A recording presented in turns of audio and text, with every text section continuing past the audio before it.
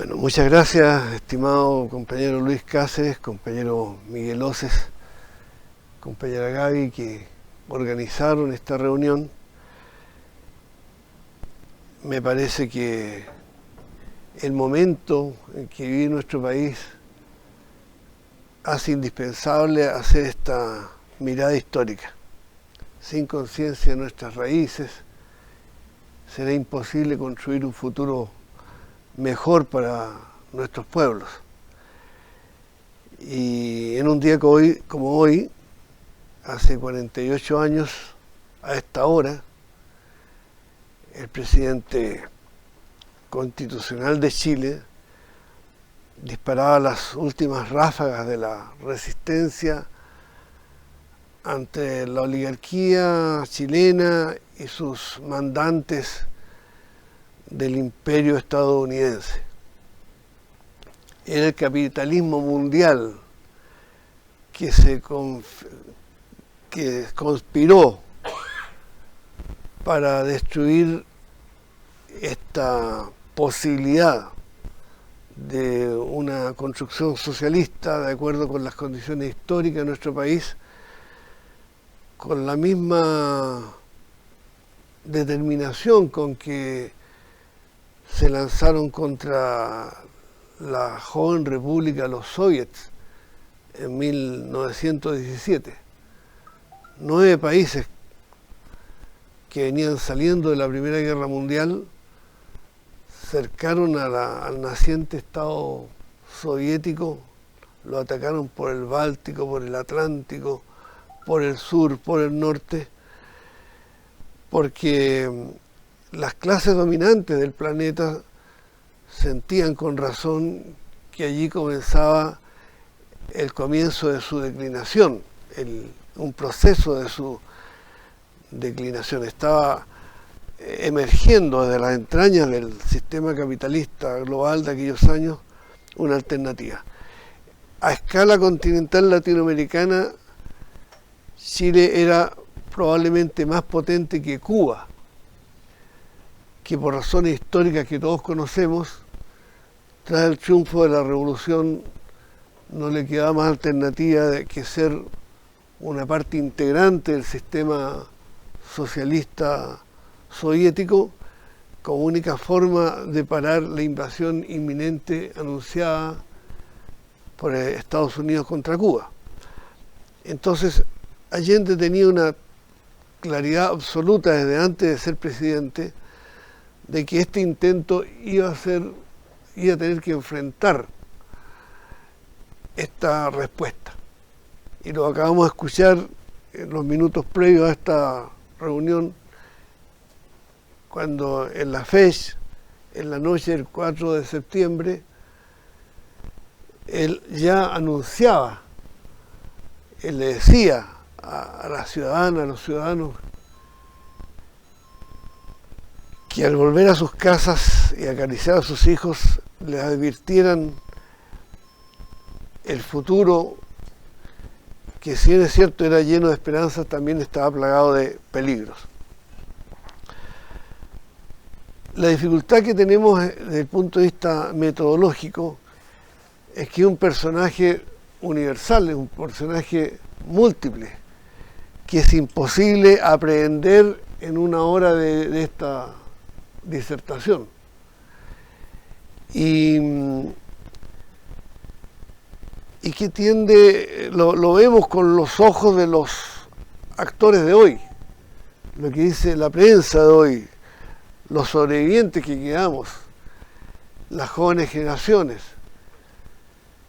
después de 48 años en que fue aplastado su cuerpo físico y su memoria, que se dijo todo lo peor que se puede decir para desprestigiar a un líder revolucionario. Es difícil tener que cada uno de los chilenos y chilenas tengamos una noción equilibrada, justa, profunda, sustantiva de la importancia de este líder, que sin duda es el más universal de los chilenos, que tiene tantas facetas y que con toda seguridad trascenderá nuestro siglo y los siglos venideros, ¿no? Trascenderá él como persona porque su construcción, según lo que vamos a ver ahora, no es la construcción de un partido, ni siquiera de una ideología. No es, Allende no se le puede reducir al Partido Socialista, a la Unidad Popular, a la masonería, o lo que es peor, como muchos han tratado de hacer, reducirlo al discurso en la moneda, a las últimas palabras. Se habla de Allende por su discurso en la moneda, bajo los bombardeos de la Fuerza Aérea. Tenemos varias dimensiones que rescatar de Allende. Yo partiría, de luego, advirtiendo que voy a dar algunas pinceladas, como dijo muy bien Luis, sobre lo que me parece medular, con la esperanza de motivarlos a ustedes a que esta vez, cuando regresen a sus casas y acaricien a sus hijos y a sus nietos, por lo que veo en la concurrencia,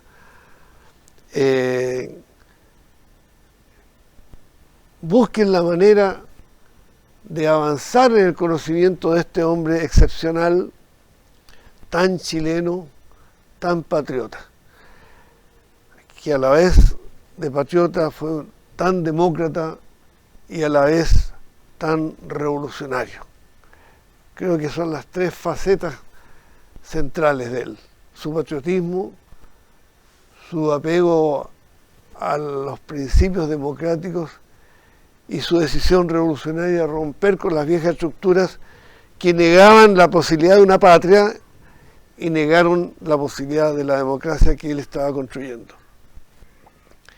Creo que en ese sentido el aporte más importante de Allende para Chile fue la condición de artífice, de gestor, de constructor del poder constituyente originario.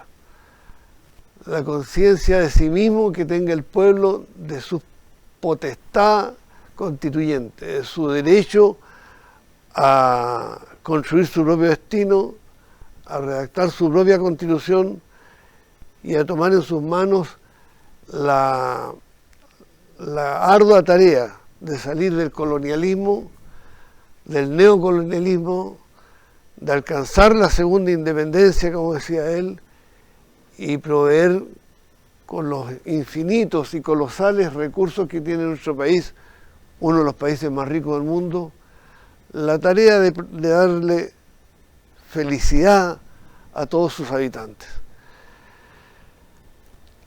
Allende se va forjando desde su temprana juventud en este espíritu patriótico antes que nada. Antes que leer a Lenin o a Marx, él tenía presente que su bisabuelo, Gregorio Allende, y sus hermanos Ramón y José María Allende estuvieron en la campaña contra el colonialismo español en 1813, cuando se restablece la dominación española después de la primera Junta de Gobierno. Su bisabuelo Gregorio fue jefe de los escoltas del general Bernardo O'Higgins y como tal acompañó a O'Higgins al exilio en el Perú cuando la oligarquía chilena lo derrocó, y debido al enorme prestigio que tenía Allende en Perú por su apoyo con la flota de guerra chilena que contribuyó a la independencia de Perú, lo recibieron los hermanos peruanos, le asignaron una dieta que el Estado chileno no le asignó, y él utilizó entonces esta posición para apoyar a Simón Bolívar, que desde Perú preparaba el combate final contra España en la batalla de Ayacucho. Los otros dos hermanos, Ramón y José María, fueron miembros del regimiento Húsares de la Muerte que encabezó Manuel Rodríguez en 1818, que tanto daño le hicieron al ejército español preparando las condiciones para la batalla de Chacabuco y de Maipú. Sin embargo, a poco andar, cuando se produce la ruptura entre O'Higgins y Carrera primero y después Manuel Rodríguez, tras el asesinato de Manuel Rodríguez, Ramón fue acusado de conspirar contra O'Higgins y fue enviado al exilio. Y Ramón, que era carrerista, Manuel Rodríguez, se junta con O'Higgins en Perú y apoyan a Bolívar para la batalla de Boyacá y Carabobo, antesala de la gran batalla de Ayacucho. Es decir, ellos llevaban en su sangre, digamos, en su ADN, la idea de la emancipación y la idea de que esta emancipación no iba a caer del cielo tratándose de un imperio tan brutal, tan fundamentalista, tan totalitario como el imperio español. A esta condición de patriota habría que hablar de la radicalidad de la lucha de Salvador Allende, de la verticalidad.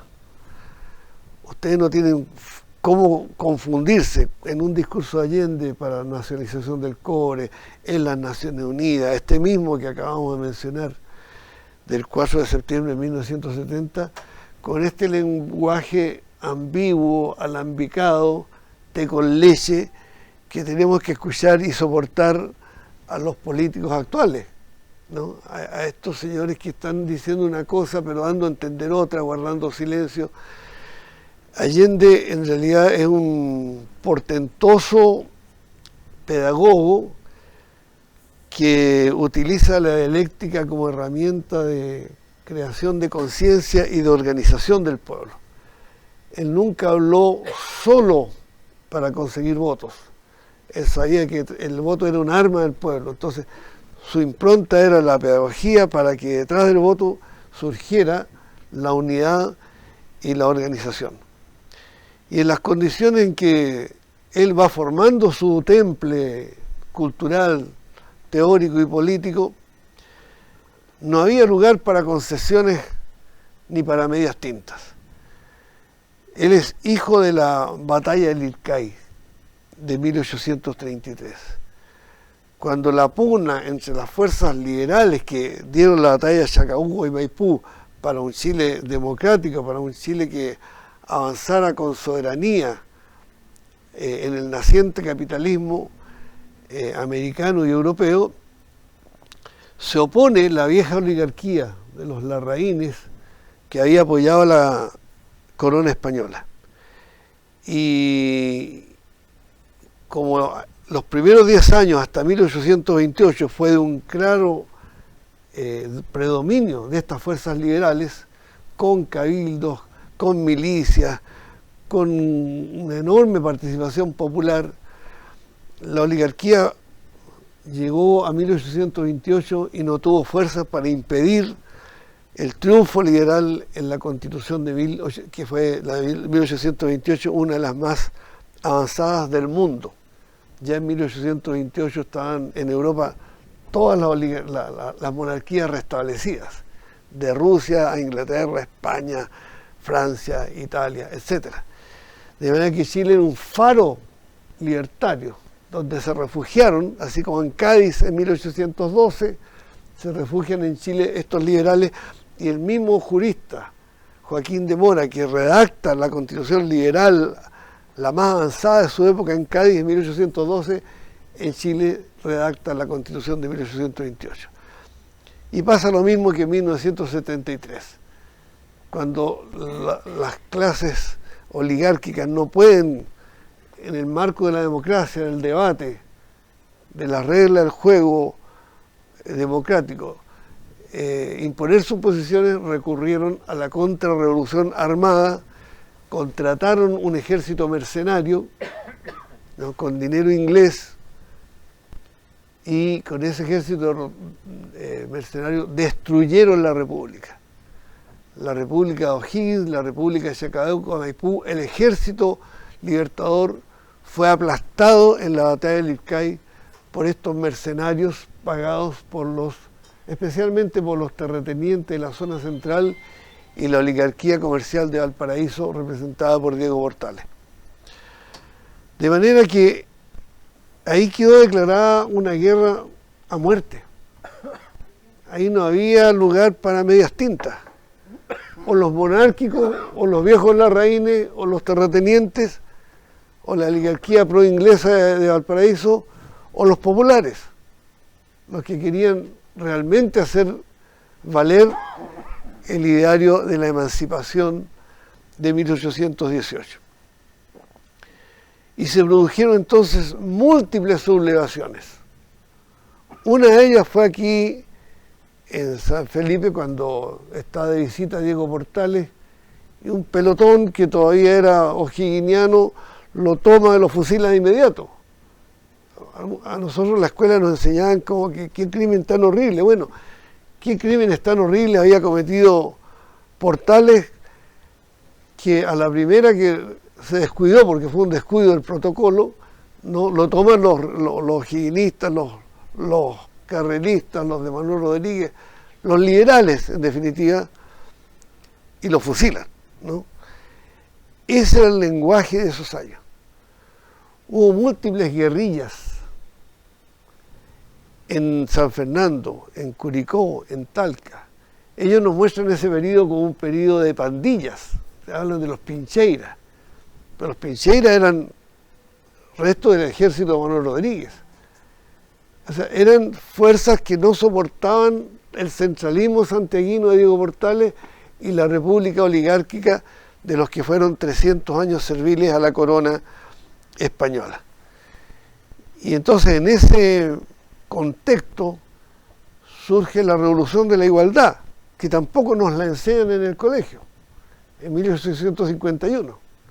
O sea, es un motín en Santiago, Valparaíso, en Talcahuano, ¿no? En que se toman regimientos, se toman las plazas públicas, se forman batallones populares, ¿no? Con una conducción extremadamente elitista. Arcos y Bilbao venían de vivir la revolución burguesa en Francia en 1848. Entonces, como todos jóvenes de la clase alta, igual que O'Higgins, igual que Simón Bolívar, igual que Francisco Miranda, igual que Sucre, igual que San Martín, pensaban que era tomar las ideas de la Revolución Francesa y aplicarlas acá, ¿no? La libertad, la igualdad, la fraternidad, para ellos era pan comido, ¿no?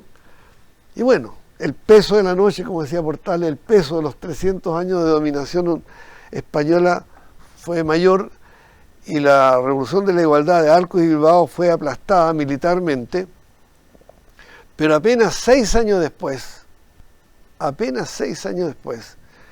se alza Pedro León Gallo nuevamente con un ejército del pueblo, con milicia popular, con elecciones populares, se hace elegir intendente en Copiapó y Coquimbo, le exige al presidente Manuel Montt que los tributos que pagan las exportaciones minerales del norte chileno queden en el norte, o por lo menos un royalty, una parte de esos ingresos quedaran en el norte, y no en Santiago, como estaba ocurriendo en esta férrea dictadura patriarcal, oligárquica, racista, religiosa, militarista de Portales, Bulnes y Montt, los 3 decenios, ¿no? Y bueno, Manuel Montt estimó que eso era una trifulca, una pequeña escaramuza más, mandó un regimiento con artillería y todo eso, pero Pedro León Gallo se las trae y contrata a un capitán de ejército que era liberal, Pedro Pablo Muñoz, y le hacen una emboscada al ejército chileno y lo derrotan estrepitosamente en la batalla de los Loros en marzo de 1859. Como ven ustedes, recién vamos en 1859 y no hemos tenido ni un día de paz, ni un día de institucionalidad. Ese Estado fuerte, portaliano, que nos presentó Pinochet como representante del orden en comparación con el resto de América Latina, que había sido todo un gran desorden, es una gran falacia, es un invento para que sigamos siendo mansas ovejas que aceptamos la centralidad del Estado santiaguino. Y por eso entonces la insurrección, que se llamó Revolución Constituyente, porque lo que querían era una asamblea constituyente, representada en Santiago por Benjamín Vicuña Maquena, tuvo un enorme impacto. En ese tiempo no había prensa, radio ni televisión. Pero bueno, la prensa sí, el Mercurio la denostó, se dijeron las peores infundios contra la Revolución Constituyente, pero finalmente tuvieron que mandar la flota de guerra, que la flota de guerra chilena en 1859 era más importante que la de Estados Unidos. Estados Unidos todavía estaba ahí en la prehistoria, ¿no? Y por lo tanto estos barcos modernos, los más modernos de la monarquía inglesa, Chile era el regalón de Inglaterra, desembarcan en Chañaral y aplastan la Revolución Constituyente. Los revolucionarios huyen hacia Argentina y un año después, por suerte que Manuel Montt no era militar, o más bien dicho, era un intelectual con ideas de futuro, porque no se puede negar que fue un precursor de la modernización capitalista de Chile. Bueno, se dio cuenta que no podía matar y fusilar a todos los insurrectos de Coquimbo y de Copiapó y a sus aliados del resto del país que estaban por una asamblea constituyente. Benjamín Vicuña Maquena sacaba un periódico que se llamaba Asamblea Constituyente. Era la bandera de los libres, ¿no? Entonces, en ese contexto, los amnistió. Casi 2 años después vuelve Arcos, Bilbao, Pedro León Gallo, Manuel Antonio Mata, que se suma después, y forman el Partido Radical y la Gran Logia de Chile, la Gran Logia Masónica, que eran tremendamente radicales. Por eso se llaman radicales, porque habían tomado las armas contra la dictadura oligárquica, santiaguina, patriarcal, pro-inglesa. Y uno de los líderes de este nuevo partido radical, de esta nueva logia masónica, es Ramón Allende Padín, abuelo de Salvador Allende. De allí viene la estirpe jacobina. Uso el concepto jacobino para distinguirlo del concepto bolchevique. Como estoy viendo aquí, hay varios bolcheviques en la sala, ¿no? No era, el bolchevique busca una insurrección de clase, ¿verdad? Los jacobinos buscan la insurrección contra la élite monárquica, oligárquica, ¿no? Pero eran de armas tomar. Entonces este Ramón Allende Padín es un tremendo personaje que, como tenemos una educación de clase, se nos oculta a nosotros. Pero Arturo Prat es a la Marina en Chile lo que Ramón Allende Padín es a las fuerzas democráticas, antioligárquicas, hasta hoy. Y como era muy brillante y era muy generoso, al poco tiempo fue elegido senador, fue gran maestro de la logia masónica, murió muy joven, a los 49 años. En ese tiempo era una sociedad patriarcal, por lo tanto había que tener antigüedad para continuar. Él no, muy joven, tomó este liderazgo y Allende, en todos sus momentos de intimidad, fuera del protocolo, siempre le destinó sus mejores recuerdos, su emocionado recuerdo a su abuelo Ramón Allende Padín. Los hijos de Ramón Allende Padín en realidad disfrutaron de un nivel, no de burguesía, pero de clase media intelectual, lo que ya es mucho decir en aquellos años, que no había clase media, ahora que harto poca ahora también, pero era una rara avis, ¿no? Entonces, el padre de Salvador Allende, hijo de Ramón Allende Padín, fue un abogado que participó en todas las disputas políticas de esa época, abogado masón, radical, que fue designado notario en Tacna una vez que se preparó el plebiscito en Tacna para saber si quedaba del lado peruano o del lado chileno, y por eso Allende estudió un tiempo en Tacna. Pero era un hombre de buen vivir, muy bueno para la talla. Creo que lo bromista de Allende, lo peluzón que era Allende, así cuando en sus ratos de afecto familiar, lo irónico, todo eso viene de su padre, ¿no? Y lo pulcro, lo bien vestido, lo bien peinado, viene de su mamá, ¿no? Que lo tenía como un chiche, ¿no? De manera que Allende, al ser tributario de estos señores, es tributario del eurocentrismo. Vamos a empezar aquí a ver los lados débiles de nuestro compañero. Lo vamos a bajar de la estatua, ¿ya? Esa admiración por todo lo europeo, ¿no? Sobre todo viniendo en la masonería de una revolución como la Revolución Francesa, ¿no? Y viniendo el socialismo de una visión que en ese tiempo no había otra. El único socialismo realmente existente era el de la Rusia soviética, acosada por todos los países imperialistas del mundo, ¿no? A punto de ser invadida por los nazis. Por lo tanto, era el faro, era el referente, donde se ha hecho la alfabetización, la industrialización, el país más atrasado de Europa, ¿no? Y por lo tanto, Allende, cuando muere Stalin, le hace un discurso, un largo discurso de homenaje, que a nadie se le hubiera pasado por la mente que era ni desproporcionado ni injusto. Ustedes lo pueden leer.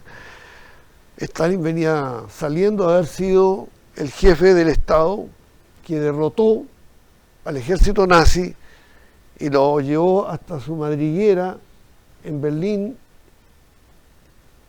e hizo que el ejército nazi se rindiera ante el ejército soviético sin mediación de ningún otro ejército. Era un prestigio mundial que tenía Stalin. De manera que Allende era tributario de eso. Todavía no tenía una lectura, ni de hecho nunca fue un teórico, nunca fue un erudito en los temas de la teoría marxista.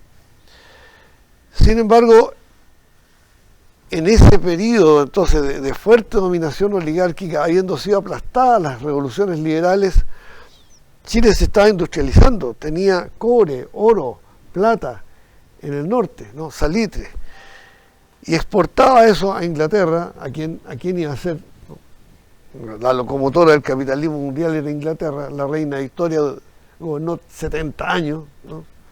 O sea, generaciones enteras nacieron y murieron con la reina Victoria, ¿no? La era victoriana.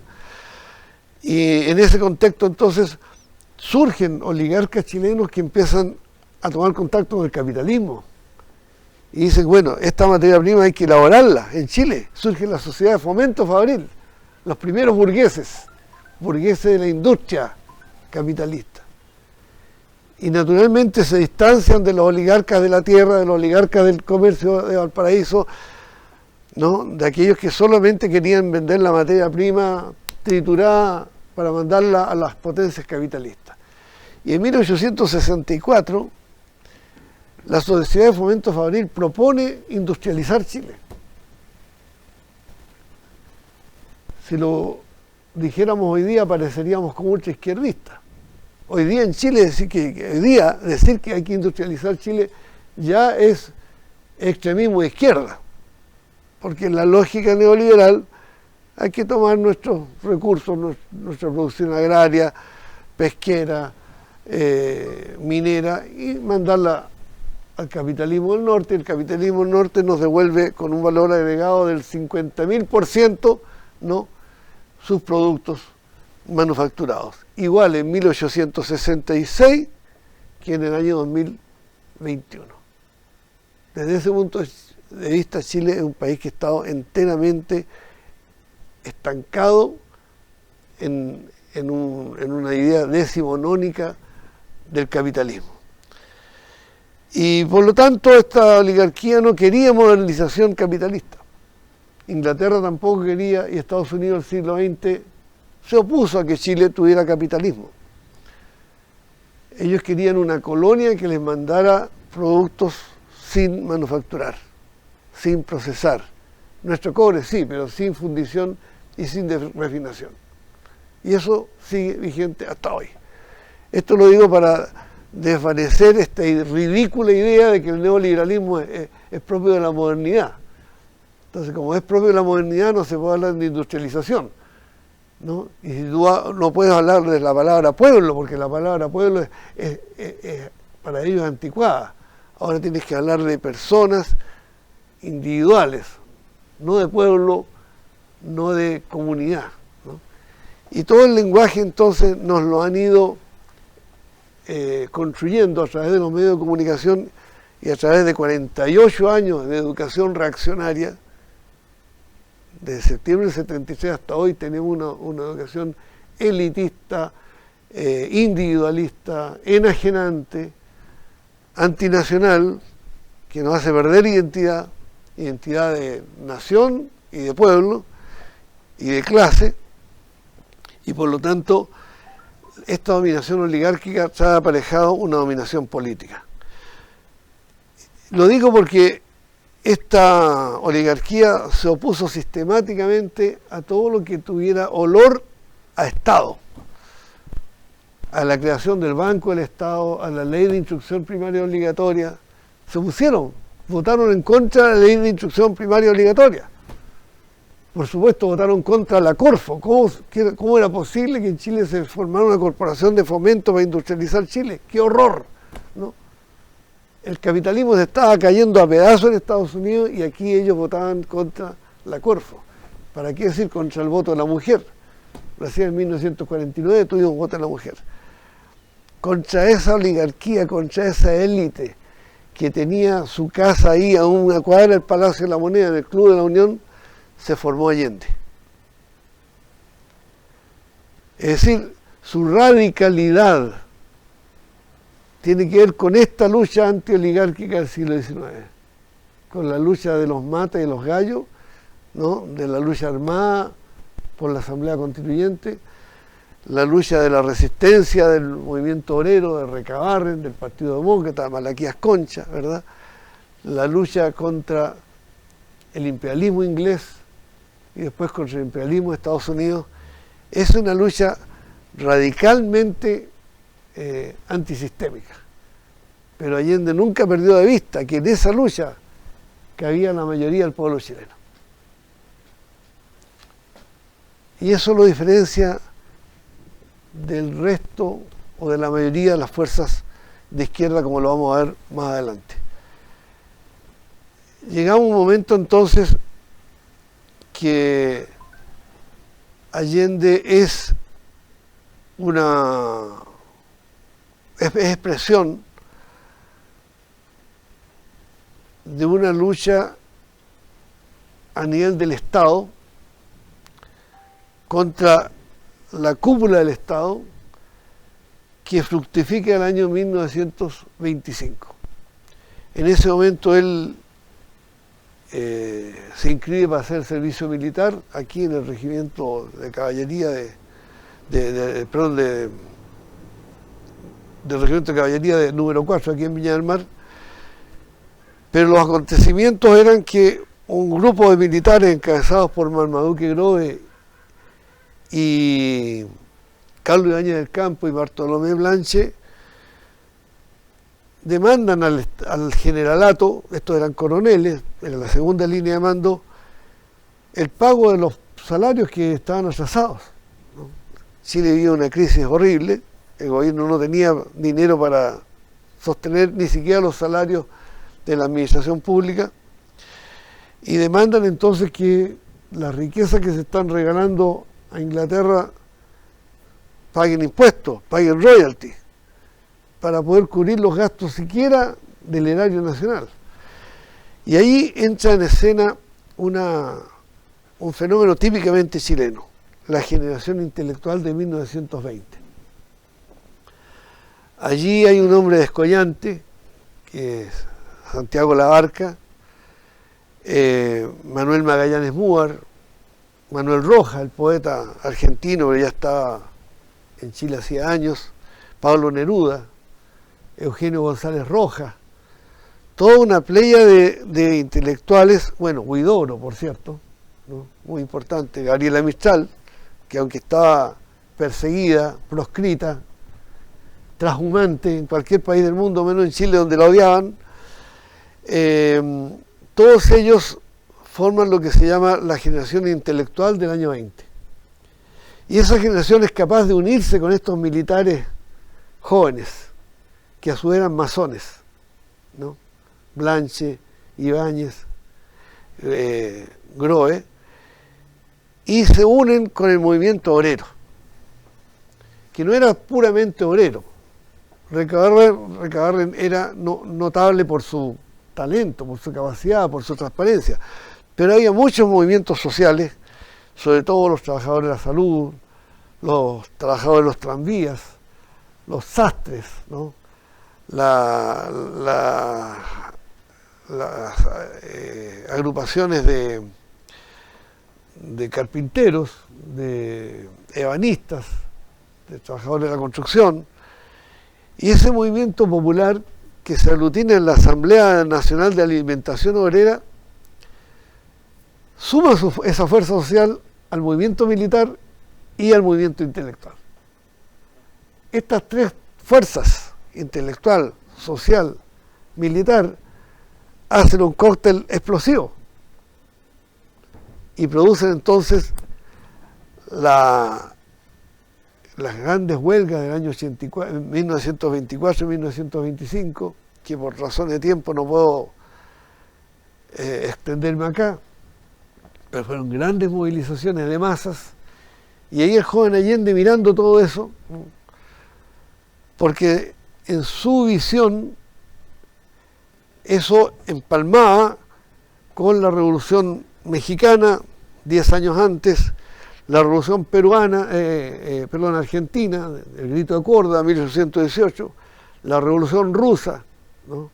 La Revolución Húngara, que fue aplastada, pero fue un ejemplo para el mundo. Es decir, había todo un proceso de efervescencia a raíz de que al terminar la Primera Guerra Mundial el capitalismo queda hecho pedazos, cae Inglaterra y emerge Estados Unidos, y todos sabíamos que cuando viene Estados Unidos viene así con el diente, así con los tentáculos, a tragarse toda América Latina, porque desde que nace Estados Unidos como Estado independiente de Inglaterra, está pensando en adueñarse de toda esta zona del mundo. De manera que el 11 de septiembre de 1924, el alto mando derrocó al presidente Arturo Alessandri Palma, que se asila, se va a Italia, y al momento de asumir el poder, el alto mando militar dice que Chile está en crisis y que requiere una asamblea constituyente. Y que los militares no van a instalar una dictadura permanente, no, van a llevar una asamblea constituyente y se van. Pero hay que ordenar el país después de 90 años de dictadura portaliana y de constitución de Portales, ¿no? Por razones que no puedo detallar ahora, esa demanda no es cumplida por la Junta Militar, y los militares que dan el golpe el 11 de septiembre del 24 son derrocados el 23 de enero de 1925. ¿Por quiénes? Por los padres de la criatura.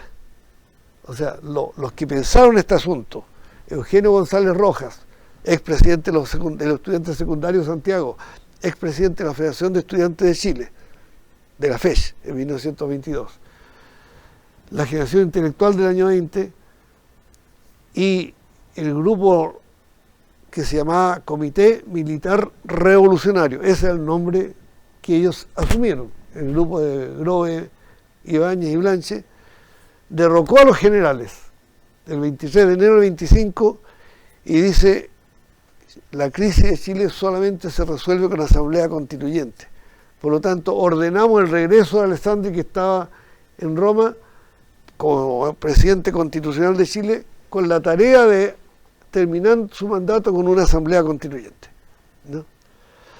Esta es la levadura del allendismo. Hasta este momento Allende no estaba en la universidad, no había leído a los clásicos del marxismo, no tenía una experiencia de combate callejero, era un muchacho más bien de la élite intelectual, pero con estos ingredientes en el cuerpo, entra a estudiar medicina, es presidente del centro de alumnos de la Escuela de Medicina, es campeón de boxeo, el campeonato de boxeo de la Escuela de Medicina, practica yoga, ¿no? Se empieza a preocupar de su preparación y tiene ya un designio de alcanzar las cumbres del movimiento popular. Pero ¿qué es lo que logra, qué es lo que hace que Allende empalme con el socialismo? La República Socialista de Marmaduke Grove. Hasta ese momento, hasta 1932, había múltiples grupos que estaban disputándose la conducción del proceso anticapitalista, ¿no? Pero el capitalismo está absolutamente desacreditado al mundo. No sé si tanto como hoy, no tengo herramientas para hacer una comparación, pero sí claramente la crisis de 1929 había demostrado que el capitalismo sencillamente era inviable, ¿no? Y Chile era el país que más había sufrido esa crisis en el mundo, porque nadie le compraba ni cobre, ni oro, ni salite, ni trigo, ni las exportaciones tradicionales, por lo tanto el país se desangraba con ollas comunes, con hambrunas, con pestes, con epidemias, y no había manera de salir de la crisis, de manera que defender el capitalismo era ya un estado, llamemos así, de paroxismo, ¿no? de enajenación, y cuando cae Ibáñez, más bien dicho, cuando renuncia Ibáñez, porque Ibáñez no lo derrocan con tanque en la moneda, ¿no? Cuando renuncia Ibáñez, no hay ni un solo líder de la derecha capaz de asumir la rienda del país.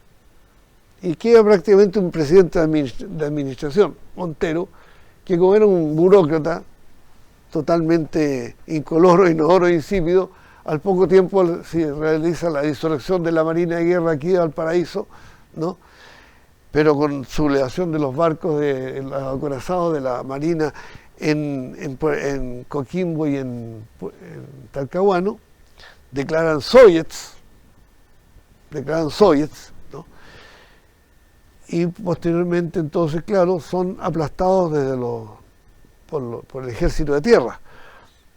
Pero la popularidad de esa insurrección abraza a Salvador Allende, que ya estaba titulándose de médico y por lo tanto tenía una conciencia política. Ya había sido encarcelado por Ibáñez, había sido relegado a Chañaral, o sea, tenía todo el fervor aquí dentro del cuerpo, pero lo que lo termina él de abrazar con la causa de una fuerza política es el 4 de junio de 1932, cuando producto de todo este desprestigio del capitalismo, de esta hambre generalizada y estos sectores populares que surgían, obreros, campesinos, estudiantes, intelectuales, movimientos femeninos, movimientos de las regiones, se produce la República Socialista que duró 12 días, pero que cambió la historia de Chile. Porque por primera vez el pueblo entró a la moneda, Grove abre las puertas de la moneda y la gente maltrecha, mal vestida, hambrienta, patipelada, visita los salones, ¿no? Ve las lámparas maravillosas, los mármoles de la moneda, ¿no? Las alfombras de la moneda, el lujo de la moneda, y el pueblo siente que puede ser poder. Esa sensación que surge ahora, el 2019, en octubre, se vivió por primera vez el 4, 5 y 6 de junio de 1932. No importa, la revolución fue derrocada a los 12 días por orden de Estados Unidos. Un telegrama de Estados Unidos que anuncia que la flota de guerra de Estados Unidos avanza a Chile para derrocar a la República Socialista. Entonces, los mismos militares le pidieron a Grove, mire, no nos expongamos a una invasión de Estados Unidos, mejor salga usted, lo queremos mucho, lo respetamos, pero bueno, lo toman preso, lo mandan a Isla de Pascua, ¿no? Y Grove se arranca de Isla de Pascua, porque de esa estirpe, de esa levadura estaban hechos los líderes de ese tiempo. Se arranca de Isla de Pascua. y llega al puerto de Valparaíso el 30 de octubre de 1932, el día de las elecciones presidenciales en que Grohe era candidato. Estando en Isla de Pascua, apareció en la papeleta, candidato presidencial junto con Arturo Alessandri Palma, que era como Frei el 64, o sea, todos apoyaban a Arturo Alessandri Palma, la burguesía, todos los partidos políticos. El único que podía ordenar el país después de 10 años de realmente una inestabilidad espantosa, del 1925 al 32, era Alessandri. Pero Alessandri, para poder ganar esa elección, declara que él va a seguir adelante con el programa de la República Socialista de Marmaduke Grohe. Con esa artimaña logra ganar la elección, pero aún así Grohe gana las elecciones en Valparaíso y en Santiago, estando preso, sin lanzar un volante, sin prensa, radio ni televisión. Gana la elección en Valparaíso y en Santiago, y fugado llega al puerto de Valparaíso, donde lo recibe una multitud y un joven orador que le rinde homenaje, el joven Salvador Allende Gossens. Allí se produce el acople de este muchacho patriota, jacobino, ¿no? Lleno de ideas libertarias, antioligárquicas, ¿no? Con el dirigente, el revolucionario, el que estaba dispuesto a poner el pecho a las balas, como era Marmaduke Grohe. Es cierto que Allende militó en el grupo Avance, donde estaban los niños de la clase alta. En ese momento los que llegaban a la universidad eran el 0,01%, por lo tanto usted no podía esperar obreros en la universidad. Pero dentro de esa clase media alta y alta, Allende siempre se distinguió por ser un hombre de lucha, de acción. Por eso ya había sido encarcelado a los 23 años, ¿no? Y en ese sentido, cuando al año siguiente se forma el Partido Socialista, en Valparaíso Allende es el primer presidente del Partido Socialista. Claramente, la idea de esos años era el socialismo. No cabía en la cabeza otra cosa. La gente culta, la gente docta, la gente estudiosa, la gente seria hablaba del socialismo. Grohe recibió el apoyo del obispo de Santiago. En una homilía, el obispo de Santiago llama a apoyar la República Socialista. Hay un editorial del Mercurio del 6 o 7 de junio del año 32, llamando a apoyar la República Socialista. Recibe el apoyo del ejército y de la marina. Todavía no existía la aviación en ese tiempo, ¿no? Recibe el apoyo de los empresarios. El director del Mercurio, Agustín Edward McClure, ¿no? El papá de Edward Eastman, le va a pedir a Grohe que por favor no le supriman los avisos públicos, porque el diario está quebrado y sin los avisos del Estado desaparece el Mercurio. Entonces Grohe le dice, muy bien, yo le pago los avisos al Mercurio, total, el diario más importante de Chile, pero diga que apoya la revolución. Por eso el Mercurio apoyó la República Socialista de Marmaduke Grohe. Entonces, como lo que aquí la mayoría pintamos canas, ¿saben ustedes por qué nadie habla de la República de Grohe? Porque no es un hecho político la República de Grohe. ¿Se han preguntado por qué un hecho de esa magnitud, solamente comparable con la Comuna de París de 1870? Nadie habla de la República de Grohe porque a nadie le conviene, ¿no? Ni a los socialistas de hoy les conviene que hubo un golpe de Estado militar en favor del socialismo, ni a las Fuerzas Armadas de hoy les conviene decir que apoyaron a la República de Grohe, ¿no? Por eso el aeropuerto de Santiago se llama Arturo Merino Benítez, que fue el sucesor de Grohe en la Fuerza Aérea. Apoyó la República Socialista, don Arturo Merino Benítez, ¿ya? Arturo Alessandri gobernó con las leyes de la República Socialista. Por eso pudo intervenir las empresas que estaban produciendo desabastecimiento. Intervino el mercado cambiario. Arturo Alessandri en 1933-36 interviene el mercado cambiario. las medidas estatistas que está adoptando Roosevelt en los Estados Unidos las aplica Alessandri en Chile. No hay ningún socialista, ningún comunista en que mete el Estado en la economía. Es Arturo Alessandri el primero que interviene con el Estado en la economía en Chile, ¿no? Es decir, tenemos una constelación de acontecimientos que hacen que naturalmente la lucha que se plantea Allende es una lucha amplia de masas, no de élites intelectuales ni de élites obreras, ni menos élites guerrilleras, ¿no?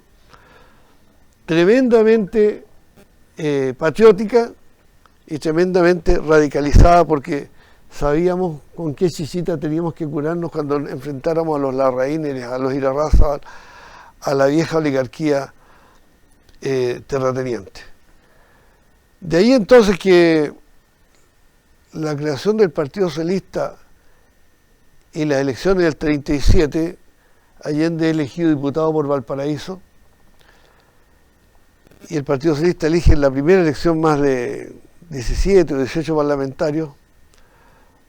Toda esa situación es de una gran velocidad. En pocos años el PS se transforma en una fuerza de masas. Allende pasa a ser uno de los principales intelectuales del Partido Socialista, desde luego el principal en Valparaíso, ¿no? En Santiago estaba Eugenio González, que era un monstruo, ¿no? Así un cerebro, ¿no? Oscar Schnake, que era un gran realizador, ¿no? Unos cuantos intelectuales de la generación del año 20, pero Allende, ya médico, con un currículum de luchador social, perseguido por Ibáñez, es llamado a los 31 años a ser ministro de Salud. Y desde ese cargo escribe el primer libro sobre la salud pública en Chile, la realidad médico-social chilena, sin ser él un intelectual, insisto, sin ser un hombre de buena pluma, él no escribió libros. Era un hombre de charlas, era un hombre de conferencias de prensa, de entrevistas, pero en la lógica de su concepción política, él todavía, insisto, no había leído ni a Lenin ni a Marx, ¿no? Está la lucha contra el fascismo, que ya era muy fuerte en Europa, la unidad latinoamericana, la unidad de la izquierda, en ese tiempo la izquierda era el Frente Popular, ¿verdad? Y la lucha de las milicias socialistas contra las milicias republicanas. También se oculta ese hecho, ¿no? De que hubo piquetes armados al margen del ejército chileno. ¿Por qué? Porque la oligarquía, después de Ibáñez, la dictadura de Ibáñez fue dictadura, pero golpeó a la oligarquía, metió preso a muchos empresarios Ibáñez, ¿no? Entonces, como Ibáñez había sido golpista el año 25 y tuvo la irresponsabilidad de arrancarse de Chile, dejar todo botado y crear el espacio, dejar un vacío político que se llenó con la insurrección de la Armada, con la República de Héroes. Entonces la derecha no quería Ibáñez, pero Allende se da maña para que Ibáñez finalmente, el año 38, después de la masacre del Seguro Obrero, que ordenó Arturo Alessandri personalmente, más de 200 masacrados ahí en el Seguro Obrero, Ibáñez apoya a Pedro Aguirre Cerda, y gracias a ese apoyo final de Ibáñez a Pedro Aguirre Cerda gana así por un poquitito al candidato de la derecha, que era Gustavo Ros Santamaría. Esto es muy relevante porque Allende llega a ser ministro, llega a ser un hombre de Estado, llega a ser un hombre de la alta política a muy temprana edad, con sólidas relaciones en el mundo profesional, académico, con un tremendo intelectual detrás que era Eugenio González Rojas, con el ejemplo de la lucha del ejército soviético contra la Alemania nazi, pasa a ser inmediatamente un hombre de mundo, un hombre que tenía una visión universal por encima de la casi totalidad de los dirigentes en Chile. y por lo tanto él mismo se pone la camiseta de la milicia socialista, ¿no? Como la derecha crea las milicias republicanas y Arturo Alessandri deja que haya un ejército de derecha donde los pijecitos en los latifundios traen armas argentinas y practican tiro y aprenden box y qué sé yo. Entonces los socialistas, había muchos militares entre los socialistas, muchos, cuestión que tampoco se dice, pero eran muchos los militares y muchos los masones que habían en ese Partido Socialista del año 33, había mucha clase media en el Partido Socialista del 33, había millonarios en el Partido Socialista del 33. Guillermo García Burr, uno de los financistas de Allende, de las campañas de Allende, era miembro del Club de la Unión. En el acta de fundación del Partido Socialista hay 4 miembros del Club de la Unión, de la alta oligarquía chilena. Eso tampoco se nos dice, se nos oculta, que era un partido enteramente pluriclasista que adquiere una impronta obrera porque Grove era un líder obrero y arrastra por lo tanto al pueblo, al bajo pueblo, a ese pueblo excluido que pasa a ser un sujeto social a partir de Grove, a partir de la revolución de 1932, ¿no?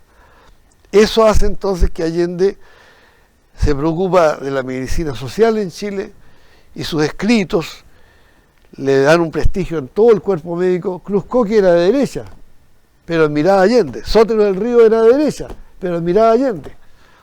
O sea, el doctor José Santos Salas, candidato presidencial de la izquierda contra Alessandri de 1925, admiraba a Allende. Es decir, pasa a tener un liderazgo en la salud pública, es fundador del Colegio Médico. Por eso el auditorio principal del Colegio Médico de Santiago lleva el nombre de Allende, ¿no? Y es fundador de muchas leyes para la madre y el niño, por el seguro social, por la salud pública, que no tengo tiempo de echar en detalle acá. Tenemos entonces un tipo que ya se ha realizado como líder político con una impronta democrática, antifascista, patriótica, antiimperialista, revolucionaria, antioligárquica, sin haber sido todavía un ilustrado del marxismo. Cuando entra ya a la teoría marxista, cuando en el año 44 es elegido presidente del Partido Socialista, en ese tiempo se llamaba secretario general del Partido Socialista. Pero ¿qué pasa en el 44? Y esto es un dato relevante para lo que estamos viendo hoy día. El año 44 ya el Ejército Rojo había arrasado desde Moscú y estaba a las puertas de Alemania. Más de 10.000 kilómetros, grandes batallas con 3 millones de soldados. De ese nivel estamos hablando. Stalingrado, Volgogrado, el Arco de Kursk, cientos de tanques, aviones. Y en ese avance entonces, Stalin o el régimen soviético necesitaba que Estados Unidos atacara por Occidente, que Inglaterra atacara. Hasta ese momento todavía Churchill y Roosevelt pensaban que podían ponerse de acuerdo con Alemania nazi, porque el enemigo principal para ellos era el peligro comunista soviético, más que el peligro nazi alemán. Por lo tanto, había negociaciones y ellos pensaban que los rusos se iban a agotar en este esfuerzo por derrotar la maquinaria de guerra nazi y por lo tanto, al final, ellos se iban a entender con los nazis y por eso no atacaban. Por lo tanto, Stalin hace una jugada, sin duda era un gran estratega, y disuelve la Internacional Comunista. Disuelve. Los partidos comunistas del mundo occidental ya no tienen que responder a la conducción soviética, del comunismo soviético. Y está Allende, el presidente del Partido Socialista, y dice, bueno, ¿no ven? En el Congreso del Partido Allende dice, si los comunistas chilenos, que son obreros y marxistas, igual que nosotros, no dependen de ninguna internacional, ¿qué diferencia vamos a tener con los comunistas? Formemos un solo partido. ¿Hasta cuándo estamos aquí con partidos que están peleándose aquí y allá? En ese tiempo estaba en el nivel sindical, las peleas eran a balazos y hubo muertos entre socialistas y comunistas. De manera que Allende logra que el Congreso del Partido Socialista apruebe un voto de fusión, no de unidad. No era para unir dos partidos, no. Fusionar los dos partidos en un solo partido.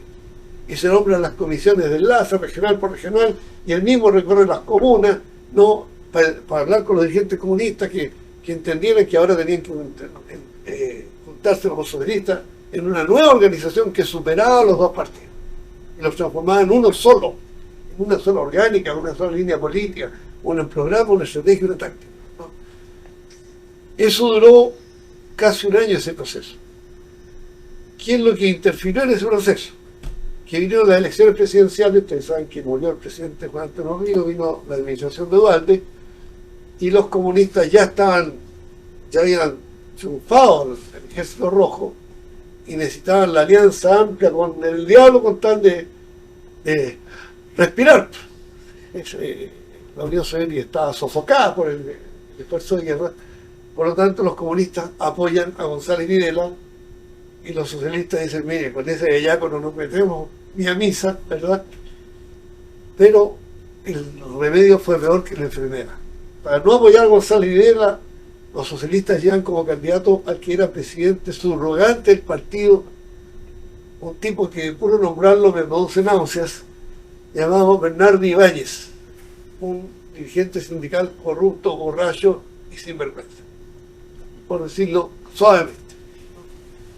Entonces Bernardo Ibáñez, candidato socialista, que al 4% de los votos, González Videla arrasa, los comunistas llegan al gobierno, con el prestigio de Stalin, con el prestigio de la Unión Soviética, con el momento de que unámonos todos los pacifistas, ¿no? Porque terminó la Segunda Guerra Mundial, paz. El Partido Comunista crece, el Partido Socialista se hunde, y el Partido Socialista queda destruido con el 4% de los votos en 1945. O sea, está clínicamente muerto el PS y hace un congreso de salvataje.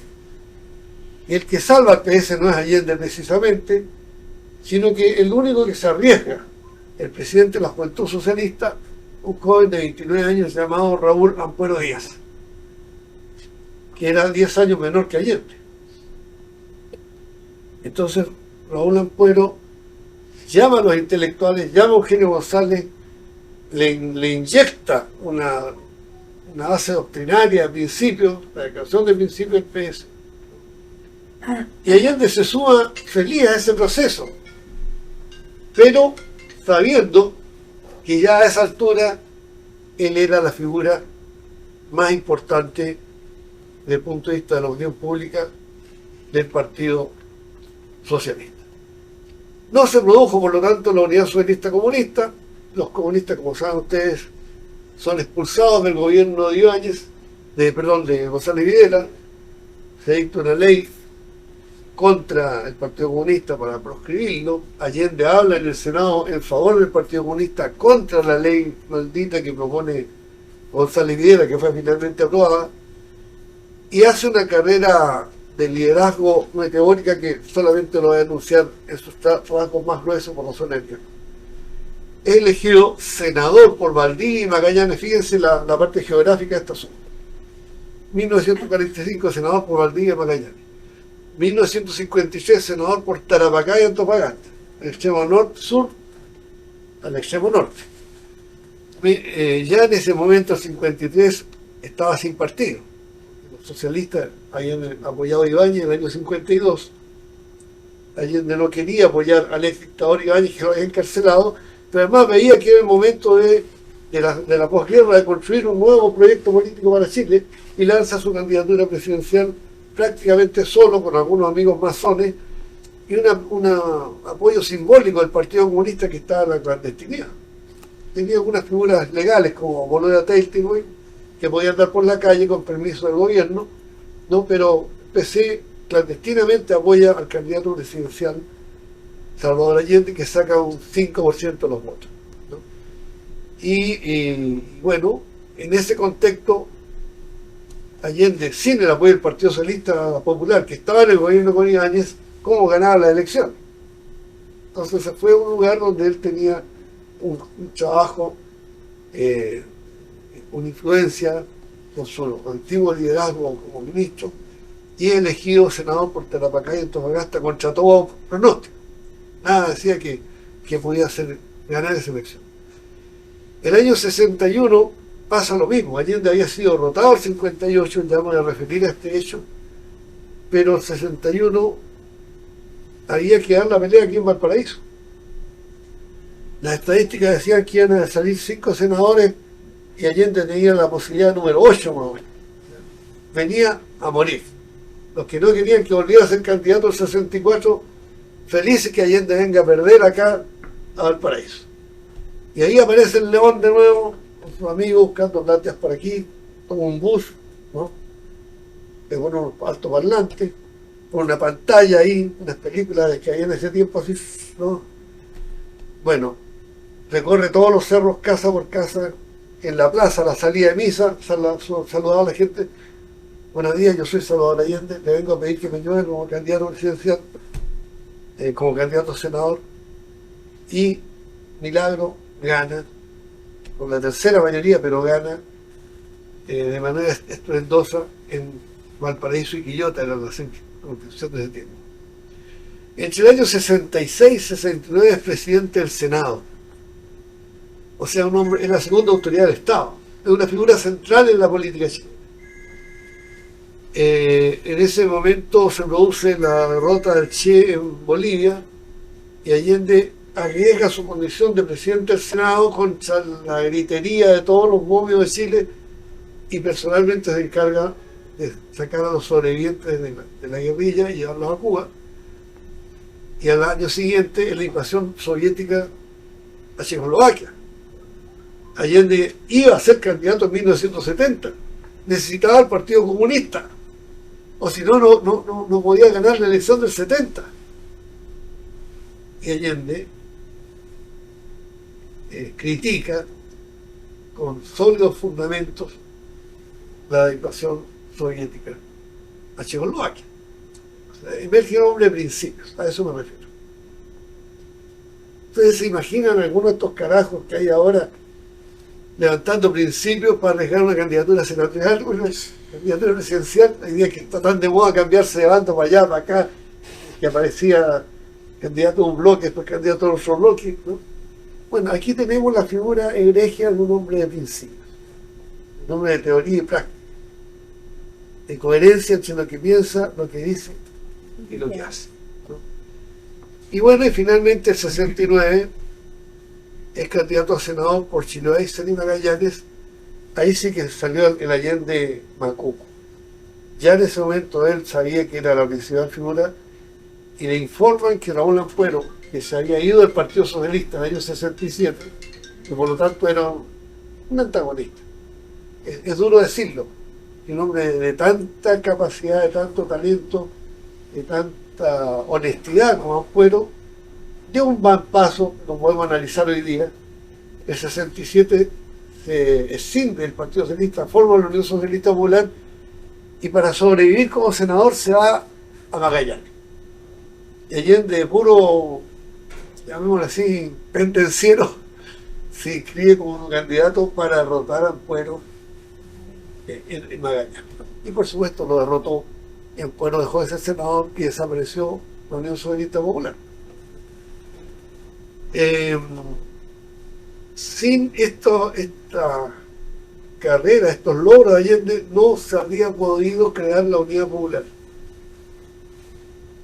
Habría sido impensable, imposible que el Comité Central Socialista y el Comité Central Comunista se hubiesen juntado a formar un bloque político sin un candidato como Allende. Los comunistas de luego andaban buscando un señor de las clases medias, un señor cristiano, un señor burgués, un burgués progresista, alguien que se acomodara a la política que todos conocemos, el Partido Comunista. No querían a Allende el 70, claramente. Hicieron gestiones con Gumucio, ¿no? Que por cierto habría sido no solo un buen candidato, sino un buen presidente, pero lo concreto entonces es que Allende primero logra el apoyo de sectores amplios, radicales, masónicos, ex-demócratas cristianos, como Mapo, qué sé yo, y el último en apoyarlo es el Partido Socialista. Y esto lo digo porque hay un grupo por ahí que se llama socialistas como Allende, ¿no? Que es como echarse tierra a los ojos, ¿no? no entender que Allende tuvo una pelea interna dura, sangrante, que dejó profundas heridas desde el 52. Cuando el grueso del partido apoya a Ibáñez, un ex dictador que no prometía ni socialismo ni nada parecido, y él entonces decide levantar la bandera muy socialista, muy revolucionaria, muy marxista, nacionalización del cobre, para empezar. Allende es clave en la formación de la Federación de Trabajadores del Cobre, en el año 52, antes de la elección de Ibáñez, y el 53 la formación de la CUT. Él mismo se preocupa de financiar delegados, de juntar sindicatos para que la CUT surja en 53. O sea, hace un rol de organizador de la fuerza política de la cual él ya se sabía de antemano que sería el futuro líder y presidente. De manera que ese esfuerzo de Allende se produce en rivalidad con el Partido Socialista de Ampuero. El Partido Socialista Popular era el partido del 95%. El Partido Socialista de Chile, de donde está Allende, era el 5%. Y ese Partido Socialista Popular apoya a Ibáñez, y como Ibáñez gana, hay miles de socialistas que llegan al gobierno. Son nuestros tíos, nuestros papás, ¿verdad?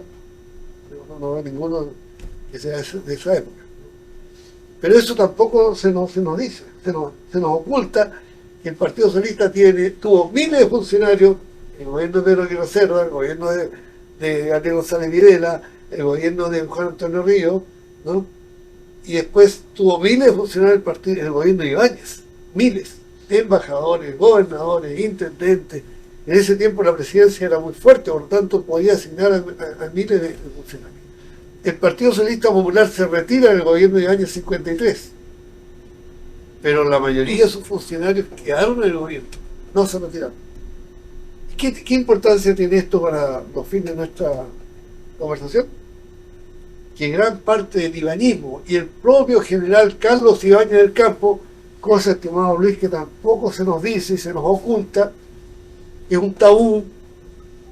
El propio general Carlos Ibáñez del Campo, el año 58, cuando vienen las elecciones y es inminente que va a ganar Jorge Alessandri Rodríguez, hijo de Arturo Alessandri Palma, el más grande enemigo político de Carlos Ibáñez del Campo, Ibáñez decide apoyar a Salvador Allende con recursos, con todo el aparato del Estado, y crea Ibáñez el Frente Cívico Militar, donde hay almirantes de la Marina de Guerra de Chile, capitanes de navío, generales de ejército, coroneles, altos mandos en la aviación, que ante el mandato del presidente Ibáñez, que era el jefe del ejército, por derecho propio, forman el Frente Cívico Militar. El Frente Cívico Militar acompaña toda la campaña de Allende, de Arica a Magallanes, en el año 58.